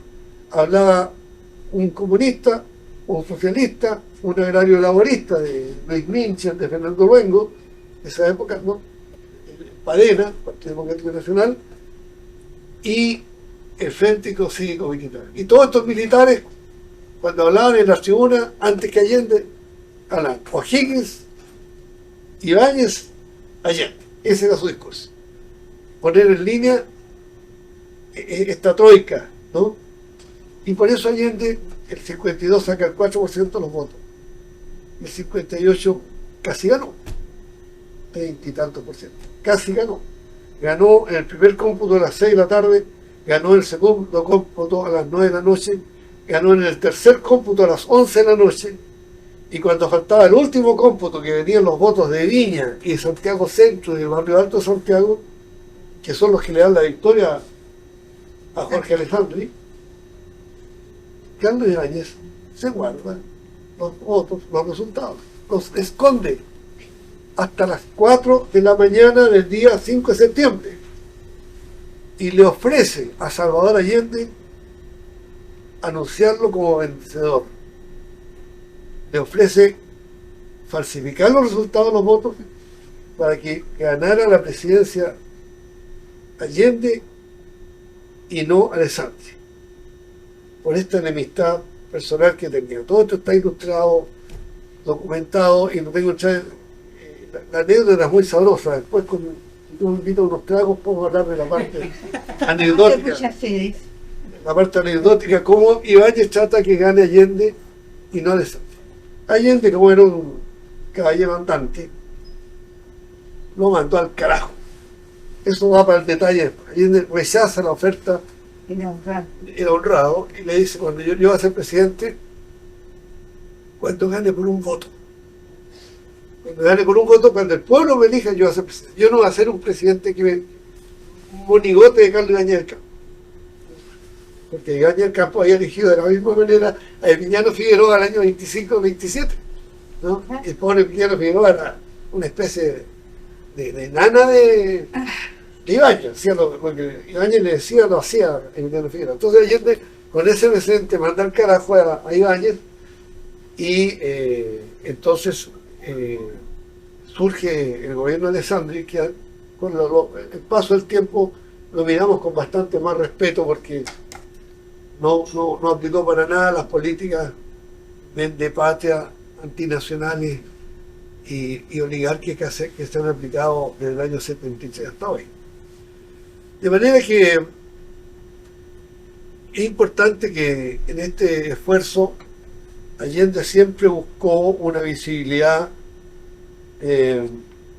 más allá del Partido Socialista, porque el Partido Socialista se une, el allendismo con el ampuerismo se une en el año 57, pero el aparato orgánico del partido quedó en manos de Ampuero. Pero Ampuero, que era muy inteligente y muy honesto, para no producirle una herida a Allende, ¿no?, elige o apoya la elección como secretario general del partido de Salomón Corbalán. Enhorabuena, porque Salomón fue un brillante revolucionario de gran capacidad teórica y que era un buen mediador entre estos dos gigantes. Ampuero era un gigante, en muchos aspectos Ampuero era más capacitado, mejor dotado que Salvador Allende. Incluso hasta en la oratoria. Para escribir, era una pluma impresionante, pero sobre todo por su capacidad de organización, que creo que es lo que le penó a Allende y que finalmente termina en su derrocamiento. De manera que, en este sentido, esta herida que hubo con el Partido Socialista se mantuvo abierta después de la fusión del año 57. En el año 61 el Comité Central manda a Allende a perder a Valparaíso, él lo toma como así, siendo algo, sale con la suya. Y en el año 65 se agota el ampuerismo. Tampoco puedo entrar en detalles, pero siendo un hombre tan extraordinario, de los más extraordinarios que ha venido la izquierda chilena en toda su historia, llega un momento en que no tenía apoyo dentro del Partido Socialista, y en el Congreso de Linares del año 65 se forma una mayoría para sacar a Ampuero. Pero Allende ya había ganado 1 millón de votos en el 64, un año antes, contra Frey. 1 millón de votos en ese tiempo, sacó el 40% de los votos, un marxista contra todo el mundo, igual que Grover en el 72 contra Alessandri, que Alessandri lo apoyaban todos los sectores de la política tradicional, a Frey lo apoyaba toda la derecha tradicional, las capas medias, la iglesia, gran parte de la masonería, en fin, a pesar que era católico, Frey. Entonces, muchos creyeron que Allende se había agotado el 64, que ya era un cadáver político, y no se dieron cuenta que Allende, claro, perdió, pero perdió con el 40% de los votos. En todo el mundo capitalista no había un dirigente marxista que tuviera solo el 40% de los votos. Eso los demás no lo entendieron. Ampuero no lo entendió. El MIR no lo entendió. El MIR nace a raíz de la derrota de Allende en el 64, y se acabó la lucha electoral, ahora vamos con la lucha armada. Vamos a hacer lo mismo que hizo Che Guevara, Fidel en Cuba, ¿no? Y vamos desahuciando entonces la elección. Y en ese contexto, entonces, cuando Ampuero no tiene mayoría para ser reelegido el 65, a pesar de sus enormes méritos, el único que pudiera haber reemplazado a Ampuero era Allende. Y no lo hizo. Y no lo hizo. Craso error de nuestro compañero Allende, de lo que me habló largamente después corto tiempo que estuve colaborando estrechamente con él desde el mediados 72 hasta el golpe de Estado, una de las cosas que se lamentaba era no haber aceptado. Todos le pedían a él, que fue el presidente del partido del 65. ¿Quién podía reemplazar a Ampuero, que había sacado de la nada el partido, lo había transformado en un partido con diputados, con senadores, con regidores, con alcaldes, con la CUT? En ese tiempo la CUT estaba en manos del PS. Esa fue una labor, no quiero personalizar, pero el artífice de eso fue Ampuero. ¿Ya? Todo ese periodo que va del 57 al 65, Allende está por fuera del Partido Socialista, está en las relaciones públicas. Y bueno, eso produjo una enorme decepción. Perdió mucho apoyo Allende en ese momento dentro del Partido Socialista. Y el 67, Ampuero se retira del partido en marzo del 67. El Che Guevara muere el 5 de octubre del 67 y el Congreso de Chillán en noviembre del 67. Es decir, desde marzo del 67, Ampuero fuera del partido, hasta noviembre, Allende tenía que darse cuenta que tenía que ser él el presidente del partido, no podía seguir siendo el presidente interino que se nombró, que era Aniceto Rodríguez. Mi enorme respeto a Aniceto Rodríguez, pero no tenía años luz de la estatura intelectual de Ampuero o de Allende. Aniceto no podía seguir siendo el presidente de ese partido, de este partido tan complicado, único en su género en el mundo. Nunca se ha creado un partido con esas características. Por eso está donde está. Se es incapaz de superar sus contradicciones porque no las puede superar. Creo yo que no las va a superar. Y por lo tanto Allende, el 67, en lugar de ir al Congreso y aceptar ser el presidente del partido, mira con displicencia todo este guevarismo, todo este izquierdismo, Almeida, Altamirano, ¿no? Y los deja que ellos resuelvan, que ellos se arreglen con Aniceto, y llega, él tiene un rol personal que no voy a contaminar esta charla con este rol, pero es bueno que lo sepan porque él se los digo, llega solamente a revisar el voto político del Congreso de Chillán, el famoso voto político del Congreso de Chillán, donde estábamos Lautaro Videla, Iván Núñez, que todavía vive, Jorge Maginti y yo. Yo era chillanejo, por lo tanto tenía mis fueros ahí, puse el local, la máquina de escribir y quedé entonces miembro de la comisión redactora del voto. No voy a detenerme en ese punto ahora. Hoy día, más de 60 años después, o 55 años después, le digo que fue un voto incorrecto. No dice ninguna mentira ese voto, dice pura verdad, pero no es el voto político de un Congreso que analiza la realidad política de Chile en noviembre del 67. Es una tesis que habla de cosas generales de otros lugares del mundo. Es válido para Argentina, para México, para Francia, para Senegal o para Australia, ¿no? Es una volada de intelectuales. Entonces Allende llega atrasado al Congreso, pide el voto, y ahí está la anécdota.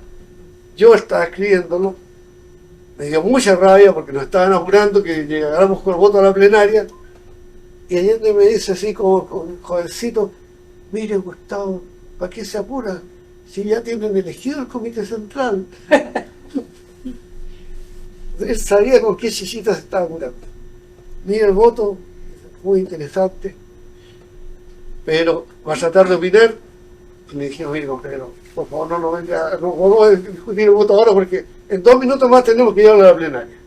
Cuento corto, llegamos a la plenaria, creo que fue el único que pidió la palabra para defender el voto. Le pedí a Altamirano, le pedí a Donis Sepúlveda, le pedí a Almeida que lo hicieran, no lo hicieron. Porque lo que menos estaba en juego en el Congreso de Chillán, y menos en el Congreso de la Serena del 71, eran los principios. Lo que estaba en juego en el Congreso de Chillán era quién iba a ser secretario general. Porque el secretario general de noviembre del 67 iba a tener en sus manos la candidatura presidencial de noviembre del 69. Y por lo tanto, si Aniceto era presidente del partido en el 67, era reelegido, por un lado, se le respaldaba por la pugna que hubo con Ampuero 6 meses antes, que significó el quiebre con Ampuero, y por otro lado se proclamaba prácticamente a Aniceto candidato presidencial el 69 y no Allende. Y como Allende no tenía apoyo político dentro del Partido Socialista, le importó un bledo, pidió la palabra para criticar este voto político, le dieron la palabra, pero ustedes conocían ayer.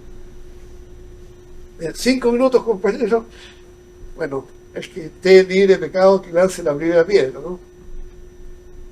Y el compañero empezó saludando a los viejos militantes que vienen de Arica, Punta Arenas, ¿no?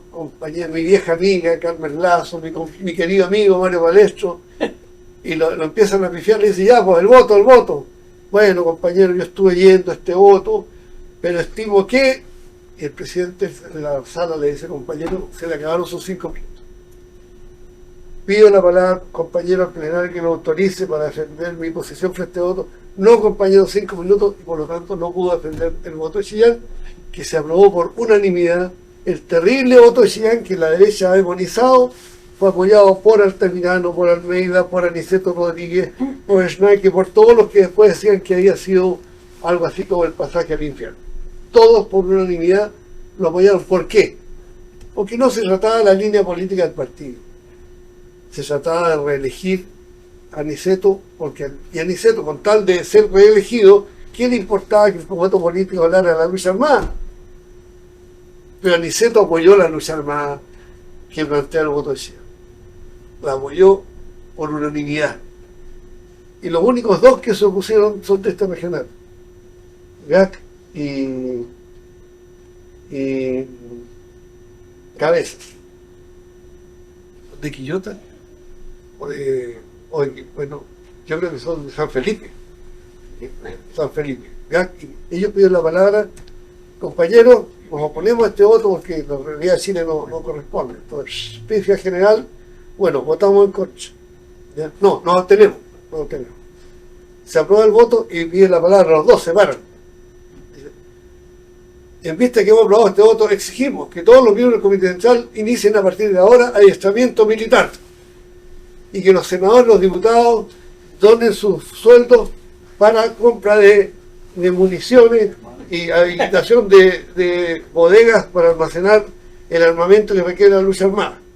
Enojadísimos los compañeros, dijeron eso estos dos compañeros y fueron los primeros a ser fusilados después del golpe. Estos dos compañeros. Mi respeto.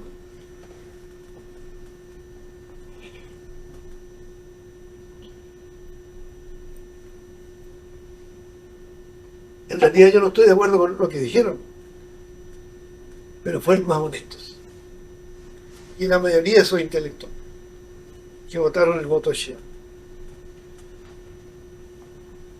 De manera que en este contexto las heridas entre Allende y el partido se profundizaron gravemente. Pero ¿cómo lo apoyó? Hubo una votación en el pleno del Comité Central en que no hubo candidatos, voten por quien quieran, ¿no? Altamirano 23 votos, Aniceto 24 votos, Allende 1 voto, el de Fidelia Herrera, amiga personal de ellos. 1 voto contra, o sea, ese era el peso de Allende del Partido Socialista. 23, 24, 1. Bueno, al día siguiente le informan a Allende, porque no era miembro del Comité Central. ¿Qué hacemos? Cuento corto, se la arregla, pone en contacto, llama por teléfono. Como la distancia era tan estrecha entre Altamirano y Aniceto, se produjo un quiebre, entonces mejor preguntémosle a las bases. Y ahí pisó el palito a Altamirano y Aniceto, que los dos creyeron que las bases le iban a dar triunfo a uno los dos. Pero Allende se mueve porque el partido no tenía una buena organización, pero Allende sí tenía buenos contactos. Y en la votación universal de los militantes, el partido Allende arrasa con más del 80%. Resultado es que Aniceto quedó, lo digo con pena porque lo respeté mucho, tuvo un rol digno después del golpe, Aniceto. A diferencia de aquellos que hacían estridencia con la lucha armada que se asilaron el 12, 13 y 14 de septiembre del 73. Aniceto no. Nos ayuda a nosotros en la clandestinidad, a Ponce y a mí. Usó contactos para reconstruir el partido que estaba pulverizado por el golpe. Sin embargo, Aniceto era muy resentido y como no fue candidato a él, boicoteó la campaña de Allende. Yo era el presidente de la juventud. Nosotros teníamos la brigada de propaganda Elmo Catalán. En esos días matan a Elmo y por eso lo pusimos, lo matan en Bolivia, le pusimos Elmo Catalán a nuestra brigada. Y le pedimos a Allende ayuda para nuestra brigada. Y Allende, que ya era candidato presidencial y no tenía una brigada de propaganda, y los comunistas tenían la brigada Ramón Parra, feliz. Él nos financió la brigada de Catalán, que rayamos por lo menos de Santiago hasta Chiloé, hasta Quencha, hasta el fondo, ¿no? Toda la carretera panamericana. No sé si acá hubo algo parecido, pero nuestro camión con su equipo, con todo el costo que significa, fueron financiados por Allende. Y ahí yo estuve en las dos giras, la primera gira al norte y la primera gira al sur con el presidente, el candidato, y yo no era allendista, para nada. Era mucho más ampuerista hasta que Ampuero se va del partido, y ya como dirigente estudiantil, como presidente de la juventud, tenía una visión más radicalizada, aun cuando sabía que teníamos que amar a Allende, que era nuestro candidato. Pero ahí en el trabajo con él, en lo cotidiano, de hacer la gira del vehículo, de la seguridad de la gira, el discurso allá, los oradores allá, las alianzas acá, ahí lo conocí muy de cerca y me convenció. El ser humano cálido, muy respetuoso, me asombró el respeto que él tenía por la gente humilde, por el campesino, el obrero. Y poquito a poco él hizo su trabajito conmigo, dejarme caer. Nunca me puso al frente para decirme, mira, no, nunca. Pero conversando al almuerzo, la comida, en el auto, en la gira, fue haciéndome ver todas estas yayitas que él tenía con el PS del 52 en adelante, que nunca cicatrizaron. Y les cuento esto ¿por qué? Porque el 30 de marzo del 70, ya Allende estaba en plena campaña, el MIR, Miguel Enrique, saca una declaración pública, que fue publicada en Punto Final y en La Última Hora, en que dice: el MIR llama a la lucha armada y a la abstención electoral como único camino. Y ya el jefe de la escolta Allende era ministro, un boina negra, hijo una ex polola de Allende, Mario Melo, pura musculatura, no, Mario Melo. Entonces yo hablo con Mario Melo me dice: tienes que ir tú, porque yo soy coterráneo en la misma época de Miguel, o sea, éramos, como bien dicho, adversarios, que Miguel se llevaba a los jóvenes socialistas para mí, yo los tiraba para la juventud socialista. Entonces era un forcejeo permanente. Por supuesto me llevaba mal con Miguel, no le creía ni su proyecto ni su posibilidad de producir una guerrilla como la cubana, porque era eso lo que estaba en el fondo de su proyecto. Sin embargo, después hicimos las paces, el tema de esta charla, nos llevamos muy bien, y por lo tanto a mí me pidió Allende que hablara con Miguel para que se dejara la tontera. En el fondo era eso. El pueblo estaba esperanzado en Allende, y Miguel no podía estar llamando a luchar más si la mayoría de los ministros ya estaban apoyando a Allende o eran hijos de grandes socialistas allendistas. Por lo tanto, no fue muy fácil esa reunión con Miguel, pero Miguel no volvió a decir esa tontera, y 2 o 3 meses después ya la mayoría de los ministros estaban apoyando la campaña de Salvador Allende. Queda el otro hueso duro de roer, Aniceto. Entonces, en abril, a mediados de mayo del 70, faltando meses para la elección presidencial, se produce la primera reunión entre la candidatura presidencial de Salvador Allende y el Comité Central del Partido Socialista, a la que yo asisto como presidente de la Juventud Socialista por derecho propio, era miembro de la Comisión Política. No se las cuento en detalle, pero Allende con su escolta, Jaime Suárez, Coco Paredes, ¿no? Y no le cobra sentimientos a Aniceto, no le dice nada, no lo recrimina por nada. Le dice: esa reunión, la anécdota es que se realizó a las 11 de la noche. ¿Por qué se realizó a las 11 de la noche? Porque Allende durante 6 meses le había estado pidiendo entrevistas a Niceto y Niceto siempre estaba muy ocupado. Es que tengo una reunión con el embajador aquí, tengo una reunión con el partido allá, tengo que salir del país, tengo que ir a Concepción. Nunca tenía tiempo. Pero cuando ya estaba la situación avanzada la campaña, Allende se puso duro y le dijo, ¿qué me dice? ¿Qué le dice? ¿No puede haber almuerzo? No. Y a las 6 de la tarde tampoco, y a las 8 tampoco, y a las 11 de la noche, bueno, tengo que dormir también, pues le dice a Niceto.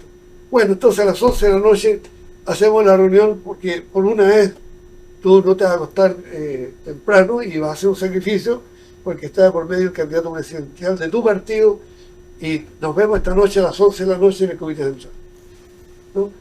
Así que me llamó personalmente el compañero para que yo no faltara a esa reunión. Estaba todo el quórum completo de la comisión política y Allende, en lugar de decirle a Niceto lo mal que se había portado, le dice, mire, yo me pongo este plan que tiene tales patas, hace un croquis ahí de descripción de cómo se hace la campaña, encargado de propaganda, en fin, de todos los aspectos propios de una campaña, y esto vale algo así como 1.000.000, 200.000 me prometió el Partido Comunista, 150.000 me prometió los radicales, Tarú me van a poner como 150, y yo le pido al Partido Socialista que ponga, igual que el Partido Comunista, ponga 200.000, y los 300.000 que faltan los pongo yo. O sea, Capicúa, no tenía por dónde escaparse a Niceto, y Niceto dijo, bueno, compañero, muchas gracias, yo creo que no podemos tener sino apoyo para esta propuesta, porque estamos muy mal en la campaña, ¿no? Así que estamos a las órdenes del compañero Allende, y ahí se sumó Niceto, ni con mucho entusiasmo, pero se sumó, y la ruptura total fue el 5 de septiembre del 70, cuando ya Allende había ganado, y Niceto se presenta en su casa, Guardia Vieja, y le hace peticiones inauditas que por respeto al público no voy a describir acá. Allende mandó al carajo al compañero Niceto, ya era el presidente electo, recién había llegado Tomic a felicitarlo, a darle su apoyo para que el Congreso Pleno, la Democracia Cristiana, lo eligiera, porque Allende podía no ser elegido, podía haber votado por Alessandri. La ley permitía elegir a Alessandri en el Senado. De manera que Allende se pone duro y ahí ya la brecha se produce a fondo y llegamos al Congreso de La Serena.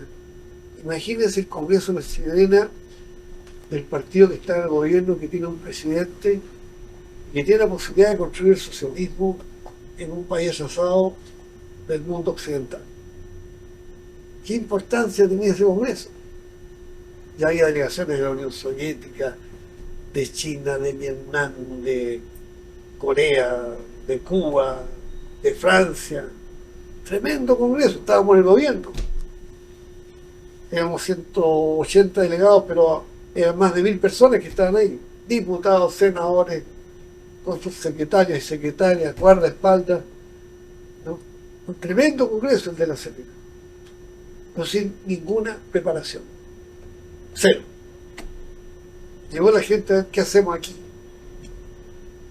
Y Allende comete el segundo error más grande de su vida. En lugar de estar 3 días antes y 3 días después del Congreso y hablar con todos los delegados y proponer voto político al Congreso y proponer a los candidatos al nuevo Comité Central y proponer un nuevo secretario general, va, pronuncia un discurso de 10 minutos, saluda a los embajadores extranjeros, algunos de sus amigos de regiones, no está más de 4 o 5 horas y se retira.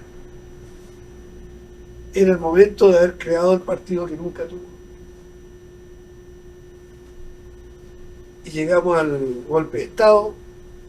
Ahí sí estaba la última etapa, estuve todos los días en la moneda, se tomaba la cabeza a 2 manos, decía, ¿por qué no se unen? Aquí tenemos 6 partidos de la Unidad Popular. Dígame, ¿qué diferencia entre radicales, socialistas, comunistas, API, MAPO? Si resulta que el golpe los van a masacrar a todos, los van a torturar a todos, ¿no? Esto va a ser una tierra arrasada. Y en esos días, entonces, yo estaba ahí, el momento en que Puxio le dice, había tratado de generar una reunión de la Unidad Popular, y Buxer no tuvo acuerdo para reunir la Unidad Popular, ni siquiera para reunirse ante un golpe de Estado inminente. Ya estábamos derrocados ya de hecho. En ese momento, estoy hablando del 4 o 5 de septiembre del 73, buscando algún apoyo, alguien que le diera alguna luz, ahí se acuerda de Ampuero. Y hace literalmente este ejemplo. Ampuero. Osvaldo, ubica Ampuero. Que venga lo antes posible. O sea, ahí aparece el Allende profundamente socialista, profundamente elevado, dirigente, estadista. Yo no estuve en esa reunión, pero la sé con detalle porque me la contó Ampuero después y el propio Allende al día siguiente. Y en dos palabras, Allende me dice al pueblo: mire, yo nunca he tenido una diferencia personal con usted. Usted fue mi secretario general. Yo lo respeté siempre. Incluso en Chillán, en el Congreso de Linares, no acepté ser su sucesor y propuse que usted siguiera como secretario general. Y no me hicieron caso, por eso elegí a Barnicet. Mi candidato era usted. Y yo le pido que ahora me ayude en esta hora. Yo lo necesito porque usted sería mi mejor ministro de Interior, mi mejor ministro de Hacienda, mi mejor canciller, mi mejor asesor político. Donde usted esté, va a ser un buen apoyo para este momento terrible que estamos enfrentando. No puedo entrar en detalles, pero la reunión quedó y que sí, bueno, acepta. Ahí creo que Allende no supo manejar la aterrizada de esta situación, pero después vino el golpe, ya a los pocos días vino el golpe, no había nada que hacer.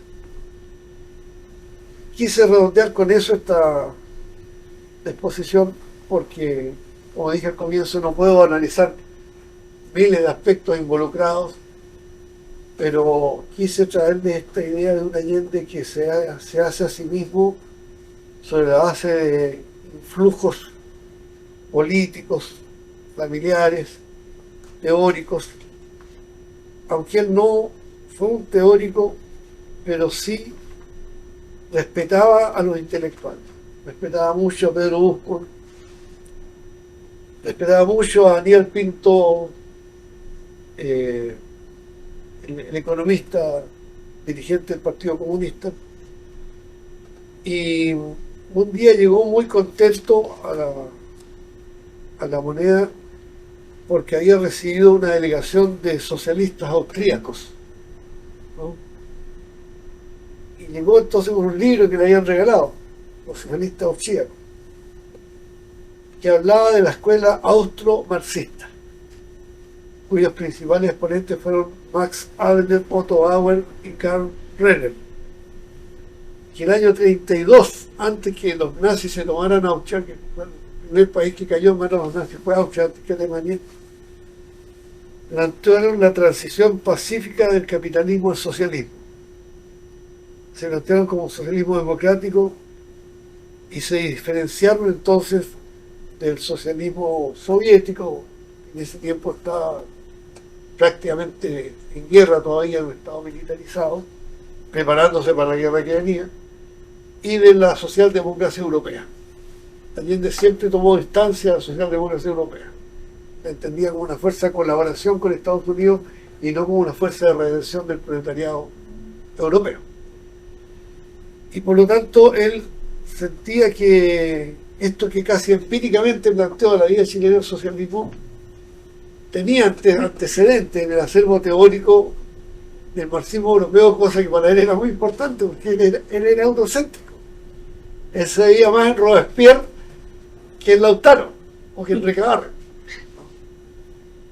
Y por eso, cuando Lucho me dijo que para este día pudiéramos hacer esta charla, yo le planteé: mira, tratemos de bajar al compañero Chicho de la estatua y veamos a este hombre de carne y hueso que daría para 10 charlas como esta, pero que efectivamente cuando tuvo que tomar las armas las empuñó.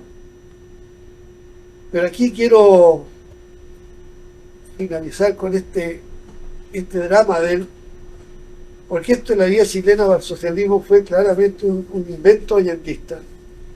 Y la Unidad Popular fue un invento allendista, no fue un invento del Partido Comunista, como muy erróneamente se ha dicho, ni menos del Partido Socialista, que estaba en ese momento con la política de Frente de Trabajadores, que poco tenía que ver con la Unidad Popular.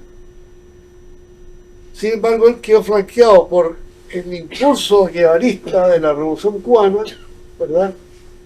A pesar que el Che le había dedicado un libro diciéndole a mi amigo Allende que por otros medios quiere hacer lo mismo, el Che reconocía que en Chile había condiciones para la lucha electoral. Sin embargo, la izquierda chilena, o el izquierdismo chilense, sobre todo el izquierdismo trotskista, sectario, pequeño burgués del Partido Socialista chileno, y lo digo así con esa fuerza porque fueron los primeros en asilarse en la embajada el 12, el 13, el 14 de septiembre, dejándonos completamente a la deriva al resto de la dirección, que encabezó, como ustedes saben, Ezequiel Ponce, hijo ilustre del socialismo porteño, pero también fue flanqueado por esta permanente tendencia desde este parlamentarismo acomodaticio, que los que venimos de la generación de la Revolución Cubana no lo conocimos mucho, pero que era la impronta principal del PS. Era más importante la cantidad de socialistas que hubo en el gobierno de Pedro Añelo Cerda, en el gobierno de Juan Antonio Ríos, en el gobierno de González Videla, en el gobierno de Ibáñez. Fueron miles que tuvieron buenos sueldos, buenas jubilaciones, casas en el barrio alto, relaciones sociales distinguidas, habiendo entre ellos algunos intelectuales como Adolfo Tapia, bueno, por cierto, Eugenio González Rojas, que es el más grande de todos, sin duda, el Mariátegui chileno, Eugenio González Rojas. Pero que lamentablemente por esas cosas de la vida nunca se llevó muy bien con Allende. Otro error de nuestro querido compañero Salvador Allende, porque Eugenio González, ex rector de la Universidad de Chile, si hubiese sido reelegido rector del 68, nadie le quita la candidatura presidencial en 1970. El propio Allende habría ido a encabezar el comando de la campaña presidencial de Eugenio González, un hombre de un brillo que antes de hacer la reforma era tan brillante que la derecha de la universidad votaba por él y no tenía que necesidad de levantar la voz. Eugenio González hablaba despacito y todo el mundo se estremecía, porque realmente era un hombre de una sabiduría profunda y de una modestia profunda. Es un gran ser humano que yo no enaltezco en este momento porque fue también un pilar de nuestra logística después del golpe de Estado. No le tembló la mano a Eugenio González para apoyar la resistencia contra Pinochet hasta el fin de su vida. De manera que este parlamentarismo electorero, con fin en sí mismo, este clientelismo, esta corrupción, que había corrupción entre nuestros parlamentarios, este desdoblamiento entre el discurso de la tribuna parlamentaria y el discurso ante el pueblo para conseguir votos, este sindicalismo de pacotilla que hubo desgraciadamente en abundancia, que se prestó para todo tipo de maquinaciones a espaldas del movimiento obrero, no iban con Allende. Y por eso Allende, al término de su vida, apela directamente a los trabajadores. No apela al partido, no apela a la Unidad Popular, no apela al marxismo-leninismo.